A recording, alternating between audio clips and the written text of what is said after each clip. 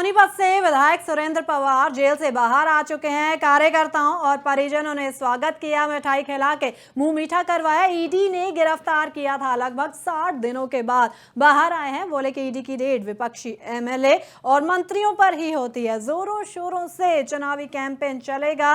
सोनीपत की जनता चुनाव लड़ेगी, जेल से सीधा वैष्णो देवी जाकर मां का आशीर्वाद लूंगा।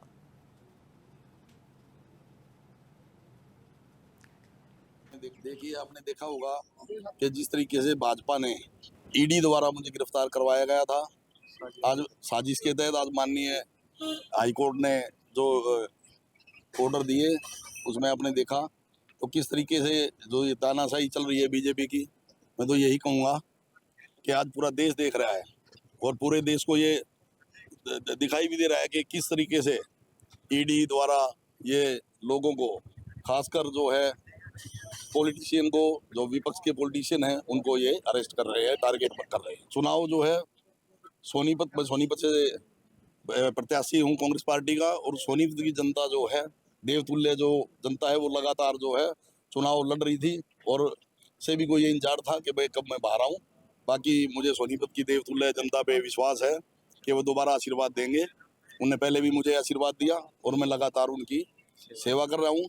और मैं अपने सोनीपत विधानसभा की जनता का जो है 7 जन्मों तक भी एक एक खून का कतरा जब तक शरीर में है, मैं उनका आभारी। देखिए जी, ईडी पवार साहब को पहले भी इस केस में तफ्तीश के लिए बुलाती रही थी और ये हमेशा जाते थे और सहयोग करते थे ईडी का तफ्तीश में।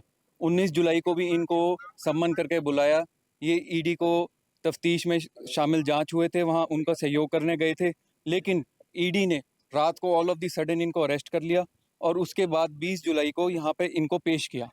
और हमने पहले दिन पेश करते ही कोर्ट में अपनी मांग उठाई थी कि भी इनका जो अरेस्ट है वो टोटली इलीगल है, इनका अरेस्ट सस्टेन नहीं करता, क्योंकि उससे पहले जो 9 एफआईआर दर्ज हुई थी उसमें भी इनका कहीं बाय नेम कहीं भी उनका नाम नहीं था। सोनीपत से विधायक सुरेंद्र पवार जेल से बाहर आ चुके हैं। कार्यकर्ताओं और परिजनों ने स्वागत किया, मिठाई खिला के मुंह मीठा करवाया। ईडी ने गिरफ्तार किया था, लगभग 60 दिनों के बाद बाहर आए हैं। बोले कि ईडी की रेड विपक्षी एमएलए और मंत्रियों पर ही होती है। जोरों शोरों से चुनावी कैंपेन चलेगा। सोनीपत की जनता चुनाव लड़ेगी, जेल से सीधा वैष्णो देवी जाकर मां का आशीर्वाद लूंगा।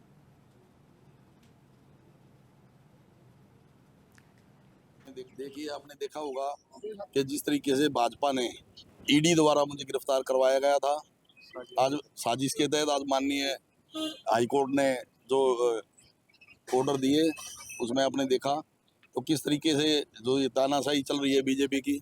मैं तो यही कहूँगा कि आज पूरा देश देख रहा है और पूरे देश को ये दिखाई भी दे रहा है कि किस तरीके से ईडी द्वारा ये लोगों को, खासकर जो है पॉलिटिशियन को, जो विपक्ष के पॉलिटिशियन हैं उनको ये अरेस्ट कर रहे हैं, टारगेट कर रहे हैं। चुनाव जो है सोनीपत से प्रत्याशी हूँ कांग्रेस पार्टी का, और सोनीपत की जनता जो है, देवतुल्य जो जनता है, वो लगातार जो है चुनाव लड़ रही थी और से भी कोई ये इंतजार था कि भाई कब मैं बाहर आऊँ। बाकी मुझे सोनीपत की देवतुल्य जनता पे विश्वास है कि वो दोबारा आशीर्वाद देंगे। उन्होंने पहले भी मुझे आशीर्वाद दिया और मैं लगातार उनकी सेवा कर रहा हूँ।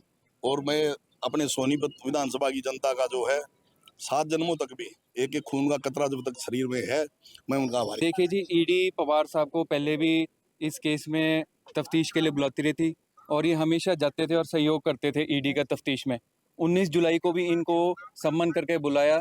ये ईडी को तफ्तीश में शामिल जांच हुए थे, वहाँ उनका सहयोग करने गए थे, लेकिन ईडी ने रात को ऑल ऑफ दी सडन इनको अरेस्ट कर लिया और उसके बाद 20 जुलाई को यहाँ पे इनको पेश किया। और हमने पहले दिन पेश करते ही कोर्ट में अपनी मांग उठाई थी कि भी इनका जो अरेस्ट है वो टोटली इलीगल है, इनका अरेस्ट सस्टेन नहीं करता, क्योंकि उससे पहले जो 9 एफआईआर दर्ज हुई थी उसमें भी इनका कहीं बाय नेम कहीं भी उनका नाम नहीं था।